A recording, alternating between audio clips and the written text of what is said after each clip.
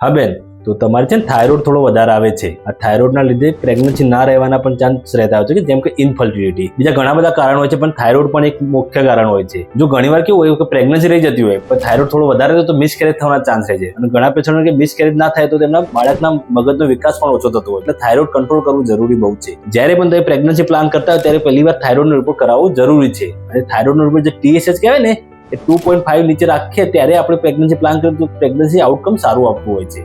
અને એકવાર જ્યારે પ્રેગ્નન્સી રહી જાય એના પછી આપણે થાઇરોઇડ રિપોર્ટ ફરીથી કરવાનો છે, ત્યારે પણ થાઇરોઇડ ચેક કરવાનો હોય છે. આપણે નોર્મલી કેવું કે થાઇરોઇડના પહેલા 3 મહિનામાં છે ને રિપોર્ટ આપણો 2.5 કે 3 ની નીચે રાખતા હોય છે TSH રિપોર્ટ. પછીના 3 મહિનામાં 3 કે 3.5 ની નીચે રાખતા હોય છે, અને છેલ્લા 3 મહિનામાં આપણે 3 કે 4 ની નીચે રાખતા હોઈએ છીએ આપણે.